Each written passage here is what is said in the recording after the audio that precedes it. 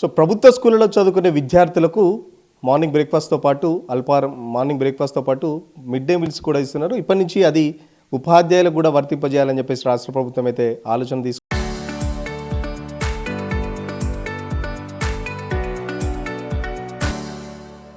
State teachers union అధ్యక్షుడు సదానంద గౌడ్ ఉన్నారు. అన్న, ఏంటి మీరేమైనా డిమాండ్ చేశారా? మధ్యాహ్న భోజన పథకం కావాలని, లేకపోతే బ్రేక్ఫాస్ట్ కావాలని ఏమన్నా గవర్నమెంట్ డిమాండ్ చేశారా? మరి గవర్నమెంట్ అయితే మీకు ఒక బంపర్ ఆఫర్ అయితే ఇచ్చినట్టు కనబడుతున్న పరిస్థితి. అయ్యా, రాష్ట్ర ప్రభుత్వానికి, రాష్ట్ర ముఖ్యమంత్రికి, రాష్ట్ర కేబినెట్ మంత్రులందరూ కూడా మీ ఆర్టీవీ ద్వారా విన్నపం మేము మా బంపర్ ఆఫర్లు దయచేసి మీరే విఘ్నులైన ఛానల్స్ వాళ్ళే బంపర్ ఆఫర్ అంటే సాధారణ ప్రజలు మమ్మల్ని ఏమనుకుంటారో ఒకసారి ఆలోచించండి. మాకు బంపర్ ఆఫర్ మీరు ఏమైనా ఇచ్చేది ఉంటే మాకు పిఆర్సీ ఇచ్చి బంపర్ ఆఫర్ ఇవ్వండి. మా డిఏలు పూర్తి బంపర్ ఆఫర్ ఇవ్వండి. పక్క రాష్ట్రాలు ఎక్కడ కూడా 5 డిఏలు పెండింగ్ ఉన్న రాష్ట్రం ఏం లేదు. పిఆర్సీ కూడా 30 నెలలు దాటిపోయింది, మీరంతా చూశారు.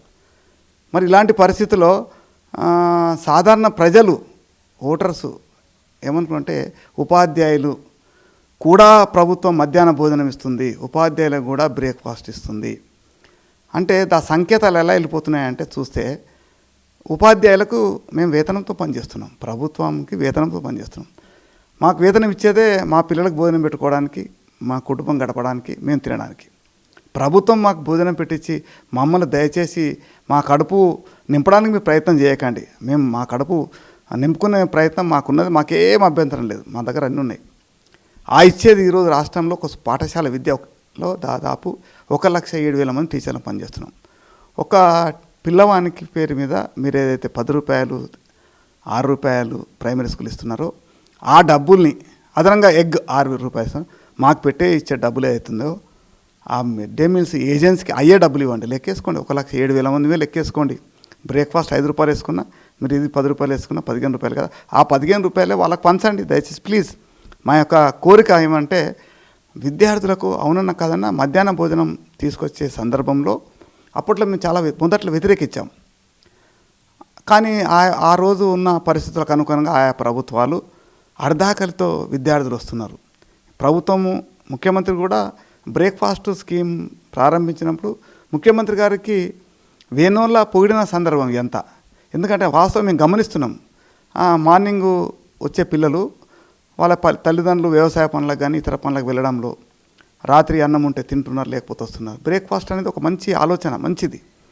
అది కిచెన్ ద్వారా పంపిస్తామన్నారు, చాలా సంతోషం. ఈ మిడ్ డే మీల్స్ను కూడా లాంటి సెంట్రలైజ్ కిచెన్స్ ద్వారా, అంటే ఒక జిల్లాలు 33 జిల్లాలు ఉన్నాయి, ఒక జిల్లాలో ఒక 3-4 సెంట్రలైజ్ కిచెన్స్ పెట్టగలిగితే, 3-4 ప్రాంతాలు పెట్టగలిగితే మనకు దాదాపుగా ఎమ్మెల్యే కాన్స్టిట్యున్సీకి ఒక ప్రాంతమైన పెట్టగలిగితే మధ్యాహ్నం భోజనం కూడా ఇవాళ తమిళనాడు రాష్ట్రంలాగా, కేరళ రాష్ట్రంలాగా కూడా డిస్ట్రిబ్యూషన్ చేసే అవకాశం ఉంటుంది. కేరళలో కూడా ఒక 15 పాఠశాలలకు 20 పాఠశాలలకు సెంట్రలైజ్ కిచెన్ సిస్టమ్ నడుస్తుంది. అక్కడ వంట మనిషి ఉంటున్నారు, వంటలు కడిగే మనిషి ఉంటారు, సప్లై చేయడానికి ఆటో ఉంటుంది, డ్రైవర్ ఉంటారు, ప్రభుత్వం దేవని. వాళ్ళు వంట చేసి పెడితే 11 గంటల నుంచి 1 గంటల 12:30 వరకు సప్లై చేసి వస్తారు. అది అలాంటి పద్ధతి వినూత్నంగా తీసుకోవాల్సిన ఆలోచనకు ఎక్కడెక్కడ తిప్పారంటే ముఖ్యమంత్రి గారికి ఎవరో తప్పుడు సలహా ఇచ్చినట్టు మాకు అనిపిస్తుంది. టీచర్లు మిడ్ డే మీల్స్ చేస్తే నాణ్యమైన భోజనం అంతా టీచర్ కూడా అదే ఆలోచన చేస్తుంది. టీచర్లు తింటే వాళ్ళని ప్రశ్నించవచ్చు, లేకపోతే ఏదో కాంట్రాక్టర్ని ప్రశ్నించవచ్చు, లేకపోతే వంటల వాళ్ళని ప్రశ్నించవచ్చు అని ఒక ఉద్దేశంతో పెట్టారు. మరి టీచర్లు తినడానికి ఇబ్బంది ఏంటి? మరి మీ బాక్సులు మీరే తెచ్చుకుంటారని మీరు చెప్తున్నారు, స్కూల్లో తినడానికి ఏంటి? టీచర్ తిన్నప్పుడు, విద్యార్థులు తిన్నప్పుడు టీచర్లు తినడానికి ఒక ప్రాబ్లం ఏంటి? మళ్ళీ ఇంకొకటి ప్రశ్న కూడా వస్తుంది, వేలకు లక్షల జీతాలు తీసుకుంటే వీళ్ళకు మధ్యాహ్నం ఫుడ్ ఎందుకు, వీళ్ళకి బ్రేక్ఫాస్ట్ ఎందుకు, ఫ్రీగా ఎందుకు పెట్టాలని ఒక ఆలోచన కూడా ప్రజల్లో వస్తుంది. మరి ఏం చెప్తారు దానికి? ఈరోజు మీకు తెలుసో తెలియదు, మాకు తెలియదు, కానీ తప్పకుండా ప్రభుత్వ ఉత్తర్వులు ఏముందంటే మధ్యాహ్న భోజనాన్ని ప్రతిరోజు హెడ్ మాస్టర్ కానీ ఒక టీచర్ కానీ తప్పకుండా తను తినమని ఉంది రూల్లో. అయినా రోజు మేము తింటాం ఎవరో ఒకరం. కాబట్టి ఈరోజు పరిస్థితి ఏంటంటే పర్యవేక్షణ కూడా రోజు ఉన్నత పాఠశాలలో ఒక 2 టీచర్లు అయితే పర్యవేక్షిస్తుంటారు, ప్రైమరీ స్కూల్లో ఒక్కరే ఉంటారు కాబట్టి ఒక పర్యవేక్షణ చేస్తుంటారు. అయితే మేము చదువుకున్నది, నేను డిగ్రీయో బీఈడో చేశాను. నాకు ఈ వంటల దాంట్లో నాకేం మాస్టర్ డిగ్రీ లేదే. నాణ్యమైన క్వాలిటీ ఫుడ్ టెస్ట్ చేసినందుకు నేనేమో డైటీషియన్ కాదు. అయినా అక్కడ ఉన్న పరిస్థితి అనుగుణంగా మాకు కూడా ప్రభుత్వం అప్పచెప్పింది ఒక బాధ్యత చేస్తున్నాం. దాదాపుగా మీకు తెలియదు కాదు, ఇప్పటికి ఈ ఒక 15 సంవత్సరాలలో మధ్యాహ్న భోజనము వికటించిందని, మధ్యాహ్న భోజనం తిన్న పిల్లలకు ఆసుపత్రి పాలయ్యారని, దాదాపుగా 1000 మంది హెడ్ మాస్టర్లు, 2000 మంది టీచర్స్ సస్పెండ్ అయిన దాఖలాలు.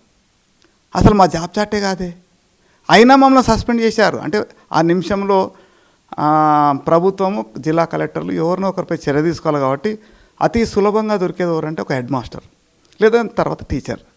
కాబట్టి మమ్మల్ని సస్పెన్షన్ చేశారు, రీఇన్స్టేట్ చేశారు. అసలు ఆ సస్పెన్షన్కి మేము అర్హులమే కాదు, మాకు సంబంధమే లేదు. మేము బోధన చేయకపోతే, పిల్లలకు బోధన చెప్పకపోతేనో, పిల్లలకు క్వాలిటీ ఎడ్యుకేషన్ రాకపోతే మనం సస్పెన్షన్ చేయండి, మేము సంతోషపడతాం. కానీ అసలు సంబంధం లేని మధ్యాహ్న భోజనము దాంట్లో సస్పెండ్ చేశారు. బ్రేక్ఫాస్ట్ ముఖ్యమంత్రికి ఇప్పటికీ చెప్తున్నాం, ఈ బ్రేక్ఫాస్ట్ స్కీమ్ లాగానే అంతా స్కీమ్ చేస్తే బాగుంటుంది. దయచేసి ఉపాధ్యాయులకు, ఈరోజు మీరు చెప్పారు సమాజంలో ఒక చెడు సంకేతం పోతుంది. ఈ టీచర్లకు ఏమి ఇబ్బంది ఉంది, ఆర్థికంగా ఇబ్బంది ఉన్నారా, బీద వల్ల ఈ భోజనం పెట్టేది ఎవరికండి? ప్రభుత్వ పాఠశాలల్లో పేద బడుగు బలహీన విద్యార్థుల పిల్లలకు మనం మధ్యాహ్నం భోజనం ఇస్తున్నాం, బ్రేక్ఫాస్ట్ ఇస్తున్నాం. మరి అలాంటి కోవలో మమ్మల్ని కూడా వెనుకబడే వాళ్ళని చూస్తున్నారా? మా దగ్గర పరిస్థితి లేదనుకుంటున్నారా? అది సరైన విధానం కాదు. మాతో అయితే కూడా మీరు చాలామంది పాఠశాల మీరు చూడండి, మా హెడ్ మాస్టర్స్, మా టీచర్సు వాళ్ళ పుట్టినరోజు సందర్భంగా, వాళ్ళ పెళ్లిరోజు సందర్భంగా, ఇంకేదో సందర్భం కూడా మాతో అయినందుకు కూడా మేము పిల్లలకు చేస్తున్నాం. ఎందుకొరకు? మా పిల్లలని కోరుకుంటుంది, ఎక్కడో డబ్బు ఖర్చు పెట్టాలని లేదు. మీరు చాలా పాఠశాలలు గమనించండి, రాష్ట్ర ప్రభుత్వం ఇచ్చే వసతులు సౌకర్యాలతో పాటుగా మేము చేస్తున్నాం. ఒకప్పుడు ఒక చెడు అభిప్రాయం ఉంటుండే, టీచర్లు అంటే రారు, సరిగ్గా బోధన చేయరు. అలాంటి అవకాశం గత సంవత్సరం లేదే. ఎఫ్ఆర్ఎస్ వచ్చింది, నాకు ఇష్టమున్నా లేకున్నా నేను ఎఫ్ఆర్ఎస్ అటెండెన్స్ కావాల్సిందే, మరి లాస్ట్ వరకు ఉండవలసిందే. తరగతి గదిలో తప్పకుండా పాఠశాల ఉన్న సందర్భంలో తప్పకుండా మేము బోధన చేస్తాం. ఒక ఆయన 100% తీసుకొస్తే నేను 80% తీసుకొస్తా. సో అసలు ప్రస్తుతం ఎట్లా ఉంది, ఇటు బ్రేక్ఫాస్ట్ కానీ మిడ్ డే మీల్స్కి సంబంధించి చాలా వరకు రోజుకొక మెనూ అని చెప్పేసి ప్రభుత్వం చెప్తుంది. నిజంగా రోజుకో మెనూ ప్రకారం పిల్లలకు అందుతుందా? అలాంటి నాణ్యమైన ఫుడ్ పిల్లలు తింటున్నారా? అసలు గ్రౌండ్ లెవెల్ ఎట్లా ఏం జరుగుతుంది అసలు? అది వాస్తవంగా మేము పరిశీలించినట్టయితే గ్రామీణ ప్రాంతాల్లో మిడ్ డే మీల్స్ ఏజెన్సీ ఎవరైతే ఉందో మా టీచర్లు, హెడ్ మాస్టర్లు అక్కడ పనిచేసే వాళ్ళు 5 సంవత్సరాలే పనిచేస్తారు. ఒక హెడ్ మాస్టర్ 5 సంవత్సరాల తర్వాత ఆయన బదిలీ చేస్తాం.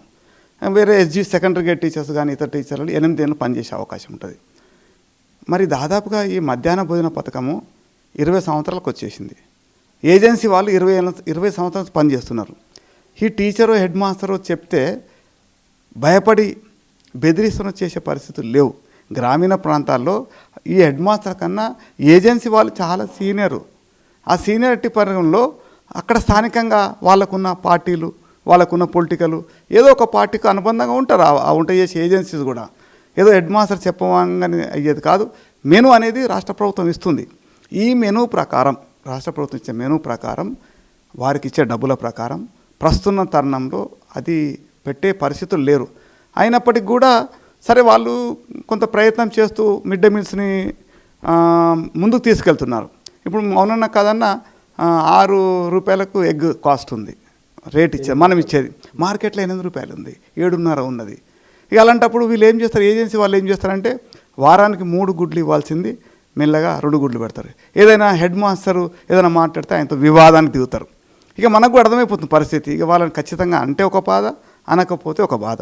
దానికి ప్రభుత్వానికి అన్నీ తెలుసు, తెలియదని ఏం లేదు. స్థానికంగా పార్టీ నాయకులు ఉండరా, సర్పంచులు ఉండరా, అందరూ చూస్తున్నారు కదా. కాబట్టి ప్రభుత్వం మంచి మెనూ ఇవ్వాలా, మంచి క్వాలిటీ మెనూ ఇవ్వాలంటే ఈ ప్రస్తుతం ఉన్న ధరల సూచి సరిపోదు. ధరలను పెంచితే మెనూ కూడా మారుతుంది. ప్రస్తుతం మాత్రం ఆ మెనూ ప్రకారం, వీళ్ళు ఇచ్చిన మెనూ ప్రకారం పెట్టే పరిస్థితి లేదు. ఇప్పుడున్న మెనూ ఇచ్చిన డబ్బుల ప్రకారం విద్యార్థులకే సరిపోతలేదని చెప్పేసి చెప్తున్నారు. మరి ఇప్పుడు రాష్ట్ర వ్యాప్తంగా దాదాపు 150,000 మంది, 1,00,000 పైన ఉపాధ్యాయులు ఉంటారని చెప్తున్నారు. మరి వాళ్ళకి ఎందుకు పెట్టడం అనవసరంగా? మరి ఆ పెట్టేదేదో ఆ విద్యార్థులకే పెడితే అయిపోద్ది కదా. మరి ఎందుకు ఈ ప్రభుత్వానికి ఈ ఆలోచన ఎందుకు మిస్ అవుతున్నట్టు? మరి అంటే ప్రభుత్వం ఇందులో ఇచ్చేది ఒకే ఒకటి, ఓన్లీ బియ్యం మాత్రమే ప్రభుత్వం ఇస్తుంది. ఆ 10 రూపాయలు ప్రైమరీ స్కూల్ అయితే 6 రూపాయలు చేంజ్ అవుతుందో అది వంట చేసి వంట చేయాలంటే అందులో పప్పు తీసుకురావాలి, వాళ్ళు కూరగాయలు తీసుకొని రావాలా, నూనె తీసుకొని రావాలి. ఇవన్నీ కూడా వంట చేసే గ్యాస్ కూడా అందులో పోతుంది. నిజానికి గమనిస్తే ఏమవుతుందంటే ఈ రేట్లు, ఈ డబ్బులు ప్రభుత్వం ఇచ్చే డబ్బులు ఈ ఏజెన్సీలో సరిపోవు. కానీ అధికారులు, అనధికారులు రాజకీయ నాయకులు ఎవరో ఒకరు మాత్రం గౌరవ ముఖ్యమంత్రి గారికి ఆ క్యాబినెట్ మంత్రులకు కూడా ఒక తప్పుడు సలహా ఇచ్చారని మేము భావిస్తున్నాం. ఆ టీచర్లు భోజనం చేస్తే నాణ్యంగా ఉంటుంది అని ఉన్నది. కానీ టీచర్లు భోజనం చేసే డబ్బులు ఏదైతున్నాయో ఆ డబ్బులు ఏదైతున్నాయో ఇప్పుడు ఆల్రెడీ తింటున్నాం మేము. మీరు చెప్పాల్సినంత అవసరం మాకు లేదే. మేము తింటూనే ఉన్నాం. మీరు చూడండి ఇక్కడ అంటే ఎక్కడ పోయినా తింటున్నాం. తినే సందర్భంలో ఆ డబ్బులను కూడా దయచేసి ఆ డబ్బులను కూడా ఏజెన్సీ వాళ్ళకి అదనంగా పంచండి, ఆ డబ్బులు ఇవ్వండి. ఒకప్పుడు గత 3-4 సంవత్సరాల కింద గమనించినట్లయితే ఈ మధ్యాహ్న భోజన నిర్వహణకు వేతనాలు కానీ ఈ డబ్బులు కానీ 6 నెలలకు, 3 నెలలకు, 9 నెలలకు కూడా వచ్చిన దాఖలాలు ఉండే. కానీ గత సంవత్సరం నుంచి ఈ ప్రభుత్వం వచ్చిన తర్వాత మధ్యాహ్న భోజన నిర్వాహకులకు వాళ్ళ వేతనాలు డబ్బులు 10వ తారీఖు లోపల వస్తున్నాయి. మ్యాక్సిమం చాలా వరకు అసలు లేట్ అయ్యే పరిస్థితి లేదు. మన విద్యాశాఖ డైరెక్టర్ గారు అది దానిపై పర్యవేక్షణ బాగా చేస్తాడు. డబ్బులు బాగా వస్తున్నాయి వాళ్ళకు. కాకపోతే సరిపోను డబ్బులు అనేది ఈ సెక్రటరీ అండ్ వీళ్ళ పరిధిలో లేదు. అది ప్రభుత్వం నిర్ణయం, ముఖ్యమంత్రి నిర్ణయం తీసుకుంటే తప్ప పెంచే అవసరం. మంచి అర్ధాకలితో ఉన్న పిల్లలకు కడుపు నిండా పౌష్టికాహారం అందించాలంటే ఈ ప్రస్తుతం ఉన్న ఈ మెను ఈ రేట్లు సరిపోవు. ఆ రేట్లు మార్కెట్లను గమనించి పెంచవలసిన అవసరం ఉందని మేము భావిస్తున్నాం. సో ఏం చెప్తారు ఫైనల్గా ముఖ్యమంత్రికి సంబంధించి? మరి మీరు మీ బాక్స్లో తెచ్చుకొని తింటారా, లేకపోతే రెగ్యులర్గా స్కూల్ స్టూడెంట్స్తో పాటు మీరు కూడా భోజనం చేస్తారు? ఎందుకంటే ఆల్రెడీ ఇప్పటికీ మీరు చెప్తున్నారు స్కూల్లో నిరంతరం జరిగే ప్రక్రియ మేము టెస్ట్ చేయడానికి, మేము నాణ్యత తెలుసుకోవడానికి మీరు చేస్తామని చెప్పేసి చెప్తున్నారు. మరి దానికి సంబంధించి ఏం చెప్తారు? మరి ప్రభుత్వానికి, ముఖ్యమంత్రి గారికి విజ్ఞప్తి, ఎవరో చెప్పిన సలహా సూచనలు మీ క్యాబినెట్ మంత్రులకు కూడా మరొక విజ్ఞప్తి. ప్రస్తుతం కొనసాగుతున్న పథకం బాగా ఉంది. దానికి అవసరం మేరకు వీళ్ళు మీ రాష్ట్ర ప్రభుత్వ ఆర్థిక పరిస్థితిని తగ్గట్లుగా దయచేసి బీద బడుగు బలహీన పిల్లలు కాబట్టి వాళ్ళకి ఎన్ని డబ్బులు ఇచ్చినా మంచిదే. మరి ఆ కోణంలో మీరు పరిశీలించండి. ప్రస్తుతం ఉన్న పరిస్థితుల్లో మేము మధ్యాహ్న భోజనం ప్రతి ఒక్కరం రోజు టేస్ట్ చేస్తున్నాం, తింటున్నాం, అది కొనసాగిస్తున్నాం. ఈ ప్రభుత్వం ఉన్నా ఇంకే ప్రభుత్వం ఉన్నా మా బాధ్యతగా స్వీకరిస్తాం. మరి అలాంటి కోణంలో అనవసరంగా దాదాపు మీరు చెప్పిన 1,50,000 అవుతాం అందరం కలిపితే. ఈ 1,50,000 ఇచ్చే డబ్బులు అవుతున్నాం మందికి రోజు 10 రూపాయలు లెక్కేసుకో. రోజుకో గుడ్డు 16 రూపాయలు ఇస్తుంది. ఆ డబ్బులు ఏదో ఆ ఏజెన్సీలకు ఇవ్వండి. ఏజెన్సీతో నాణ్యమైన మంచి కూరగాయలు పెట్టగలుగుతారు, పప్పు పెట్టగలుగుతారు, క్వాలిటీ ఆయిల్ పోయగలుగుతారు. తప్పకుండా అది ఉంటుంది. మరి ప్రభుత్వము ఇప్పటికైనా దయచేసి మమ్మల్ని ఉపాధ్యాయులు అంటే ఆర్థికంగా మేము వెనుకబడి లేము, అభివృద్ధి చెంది ఉన్నాము. ప్రభుత్వము మేము మా డబ్బులను పెట్టి మేము భోజనం చేసే స్థాయిలో మేము ఉన్నాము. మేము నలుగురికి భోజనం పెట్టే పరిస్థితిలో మేము ఉన్నాం.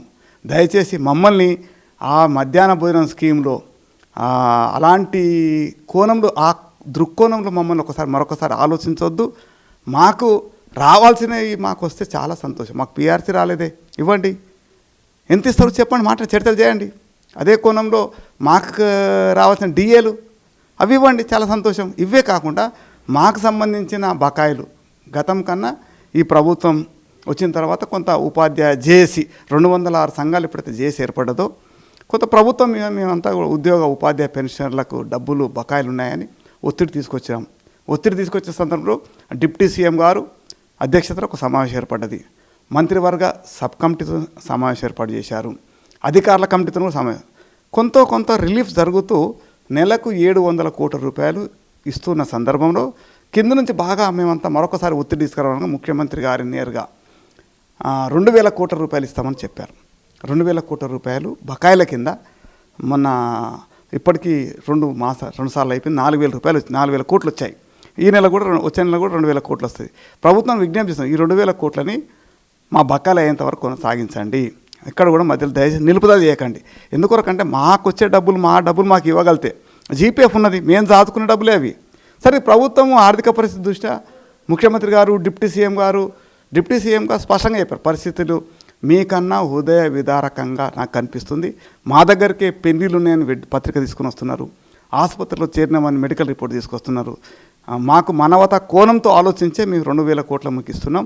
పరిస్థితి రాష్ట్ర ప్రభుత్వం ఆర్థిక పరిస్థితి ఎట్లా ఉన్నా, గత ప్రభుత్వం చేసిన విధ్వంసం ఎట్లా ఉన్నా మీకు ఇవ్వాలన్న కోణంలో ముందుకు వెళ్తున్నాం. కాబట్టి మా డిప్యూటీ సీఎం గారు మంచి ఆలోచనతో పోతున్నారు. మా బకాయిలు పూర్తయ్యేంత వరకు ఈ 2,000 కోట్లు ఇవ్వండి. అదేవిధంగా మధ్యాహ్న భోజనం మరొకసారి విజ్ఞప్తి చేస్తున్నా. ఆ మధ్యాహ్న భోజనం పైసా మాకు భోజనం పెట్టే ఆ డబ్బుల్ని ఆ పేద పిల్లలు వాళ్ళకే మధ్యాహ్న ఏజెన్సీలకు ఇవ్వండి, ఇంకా నాణ్యమైన విద్య వస్తుందని రాష్ట్ర ఉపాధ్యాయ సంఘం పక్షాన మీకు విజ్ఞప్తి చేస్తున్నాం. ఖచ్చితంగా ఏదైతే ప్రభుత్వం ఇట్లా ఆలోచిస్తుందో దానికి సంబంధించి ముఖ్యమంత్రికి కానీ లేకపోతే ప్రభుత్వానికి తప్పుడు సలహాలు ఇస్తున్నారు. మాకు ఏదైతే పెట్టే బడ్జెట్ ఉందో దానికి సంబంధించి ఆ బడ్జెట్ కూడా పిల్లలకే ఇస్తే ఆ మెనూకి సంబంధించి ఇప్పుడు ప్రభుత్వం ఏదైతే మెనూ ఇస్తుందో ఆ మెనూ ఖచ్చితంగా పిల్లలకు నాణ్యమైన ఫుడ్ అందించాలంటే ఇప్పుడున్న రేట్లు సరిపోవట్లేదు. సో రాష్ట్ర వ్యాప్తంగా ఉన్న ఆ ఉపాధ్యాయులు తినడం కంటే ఆ ఉపాధ్యాయులకు ఇచ్చే డబ్బులు కూడా ఆ ఏజెన్సీలకు ఇస్తే ఇంకా మంచి ఫుడ్ పెడతారని చెప్పేసి చెప్తున్న పరిస్థితి. సో మా కడుపు నిండాలంటే మాకున్న పెండింగ్ బకాయిలు కానీ లేకపోతే మాకున్న డిఏలు కానీ మాకున్న పిఆర్సీలు ఇస్తే ఖచ్చితంగా మా కడుపు నింపుతున్న ప్రభుత్వం అని చెప్పేసి చెప్పుకోవచ్చు. సో ప్రభుత్వం ఆ దిశగా ఆలోచించాలి. ఎందుకంటే అది పేద వాళ్ళకు సంబంధించి మధ్యతరగతికి సంబంధించి దిగువ మధ్యతరగతికి సంబంధించి విద్యార్థులకు పెట్టిన స్కీమ్ కాబట్టి ఆ స్కీమ్లో మమ్మల్ని ఇన్వాల్వ్ చేయొద్దు. ఖచ్చితంగా ప్రభుత్వ స్కూళ్ళల్లో నాణ్యమైన ఫుడ్ కోసం మేము ఖచ్చితంగా రెగ్యులర్గా చెక్ చేస్తూనే ఉంటాం. హెడ్ మాస్టర్ లాంటి ఆ వ్యక్తులు కానీ లేకపోతే టీచర్లు కూడా అప్పుడప్పుడు చెక్ చేస్తుంటారు. సో ఖచ్చితంగా దాన్ని మా మీద రుద్దొద్దు. ఆ స్కీమ్ ఏదో విద్యార్థులకు ఇంకా మంచిగా అందాలంటే ఆ బడ్జెట్ ఏదో మాకు పెట్టే బడ్జెట్ కూడా పిల్లలకి ఇస్తే బాగుంటుందని చెప్పేసి ఉపాధ్యాయ సంఘ నేతలు చెప్తున్న పరిస్థితి. ఇప్పుడు జర్నలిస్టు విజయ్తో సురేష్, RTV కోసం, హైదరాబాద్.